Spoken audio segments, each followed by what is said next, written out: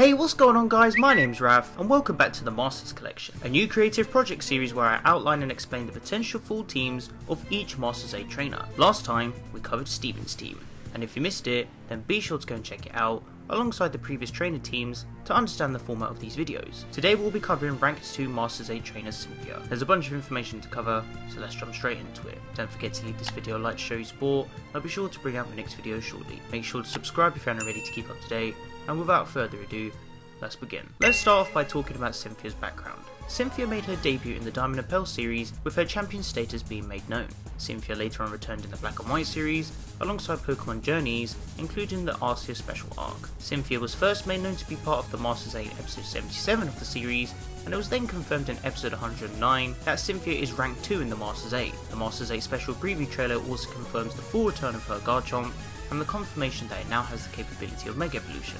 At the time of this video, Cynthia has been confirmed to have a full team of 6 Pokemon on her team. With Cynthia now set to battle Ash in the semi-finals of the tournament, we know she has 3 Pokemon suitable for this battle format, and it's incredible to find out that she'll be finally battling Ash after 15 years. Ash is now fully aware of every Pokemon she owns, including what approach she could take to counter them. Let's start off with the confirmed options, these being her Garchomp, capable of Mega Evolution, Gastrodon, Glaceon, Kommo-o, Roserade, and her newly revealed Milotic. For the concept of Cynthia's team, we're going to be discussing options that could be purely used in the sense of rotation, seeing as Cynthia's full Pokemon team has actually been revealed. It hasn't been confirmed if the semi-finals will be a standard 3v3 format, or if it will change to a new 6v6 format. Due to this, I'll be mainly predicting what other Pokemon on Cynthia's team that she could potentially have in care or call upon.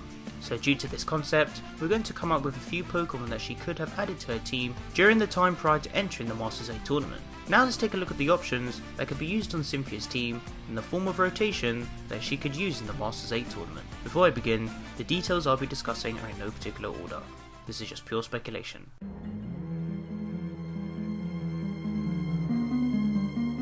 The first Pokemon that I think Cynthia could own on her team is Spiritomb. With Kommo-o taking up one of the slots that could have allowed Spiritomb to be one of the original team members, I still reckon Cynthia could own this Pokemon in the form of rotation. While Spiritomb is a Pokemon that has received its own dedicated episodes throughout the seasons of the anime, Cynthia is well known for using this Pokemon in the games. So why not let the anime replicate this? With Ash taking on the Sinnoh champion, I reckon this Pokemon could truly give him a challenge that he is yet to encounter. It would also be very interesting to see what tricks this Pokemon could have under Cynthia's command.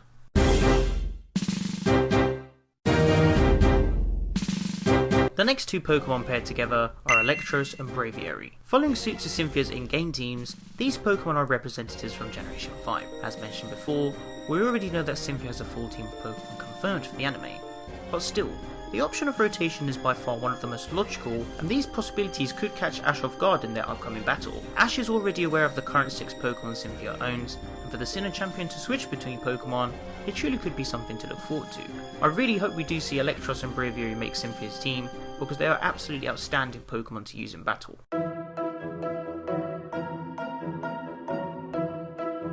Porygon Z is a Pokemon many viewers think will debut properly on Cynthia's team. The Pokemon has only made a cameo appearance in the world of Pokemon opening from movie 15. Since then, this Pokemon has not officially appeared in the anime, and this is most likely due to the incident from episode 38 of the original series surrounding its first stage. But could things change?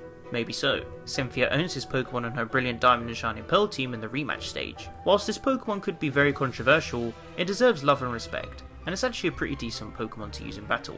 And matching it with Cynthia, who knows what tricks she could reveal with it on her team.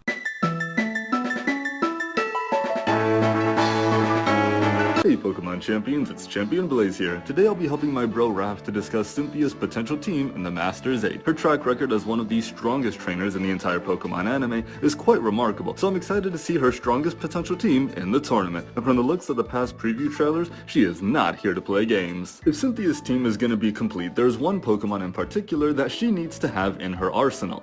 Togekiss. While not a member of her original Diamond and Pearl champion team, this Pokemon did join her roster, debuting on her team in Pokemon Platinum. Back then, it sported the normal flying typing, but now it's been bestowed the powerful fairy flying type. This Pokemon has been seen on her Platinum team, her Black and White team in Undella Town, as well as her Black 2 White 2 World Tournament team. This Pokemon is also seen joining her in battle in Alola's Battle Tree, the Battle Tower in Brilliant Diamond and Shining Pearl, as well as her rematch team in those games too. On top of consistently simply being a threat on her team, in addition to the revamped typing, it has access to quite some powerful moves. These include Air Slash, Shock Wave, Water Pulse, Aura Sphere, Dazzling Gleam, Fire Blast, and Shadow Ball. It's got a wide array of moves in its arsenal which can make battling this Pokemon quite troublesome. This Pokemon is made even more dangerous when you consider the fact that Cynthia will be battling Ash in the Masters 8 semifinals very soon. Given the stats, strength, and variety of moves that Togekiss can use, this Pokemon can be a massive threat for every single one of Ash's Pokemon besides Pikachu. As previously mentioned, it's a Fairy Flying type, which automatically gives it full immunity to any Dragon type moves that come from Dragonite and Dracovish. On top of it, its Fairy and Flying moves like Dazzling Gleam and Air Slash can deal super effective damage to Dragonite and Dracovish due to the Fairy weakness, as well as to Lucario and Sirfetch'd due to the Flying weakness. When it comes to Gengar, I did mention that Togekiss has access to the move Shadow Ball, which is super effective against the Ghost type Gengar. So this means this terrifying Pokemon has the ability to deal super effective damage to 5 out of 6 of Ash's Pokemon on his Journey's team. This would ultimately leave Pikachu as quite possibly his only option to combat Togekiss. And even though Dracovish does have Ice Fang in its moveset, I don't think it's worth the risk given its lack of experience. And if her moveset does consist of Dazzling Gleam, Air Slash, and Shadow Ball, that leaves one slot left for possibly just another coverage move like Fire Blast or Shockwave, or possibly a status move like Sweet Kiss, or a protective move like Safeguard, given Pikachu's ability is static. We'll have to wait and see if Cynthia does in fact use Togekiss against Ash, but if she does, Ash will realistically only have one option to defeat Togekiss, his ace, Pikachu. Unless he uses Pokemon in reserves, but I doubt it will happen. Nonetheless, Togekiss is one absolutely powerful Pokemon she should use in the Masters 8.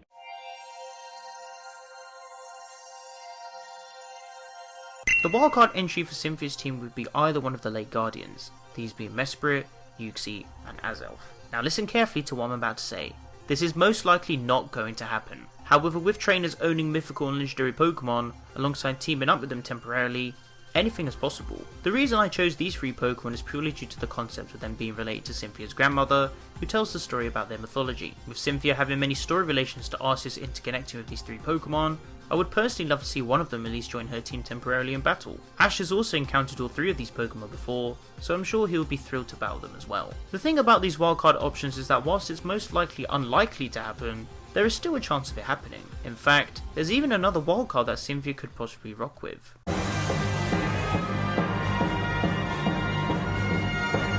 Giratina is the second wildcard option that Cynthia could use on her team. Pokémon Masters was the game to solidify this wildcard being a possibility. With the recent merchandise surrounding Giratina as well, we're still yet to see this Pokemon make appearance in the Journey series, especially seeing as Dialga and Palkia already have.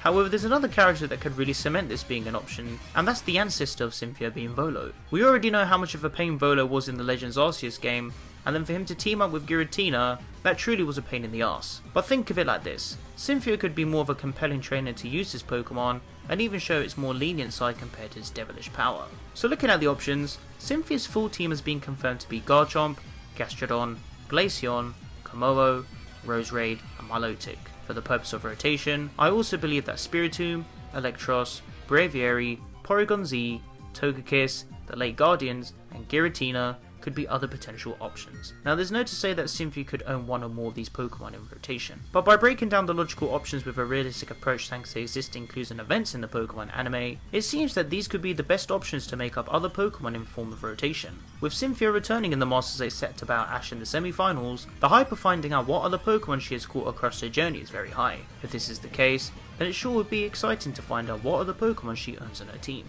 So during the time of editing this video, the latest issue of Telebiku magazine confirmed that the semi-final battle format will be 6v6. This either confirms that Cynthia will use her full anime team, or will introduce other Pokemon in the form of rotation. With the latest episode title indicating towards Spiritomb being a potential option, everything is really starting to fall into place. We'll just have to wait and see to see if any of this information does end up becoming canon.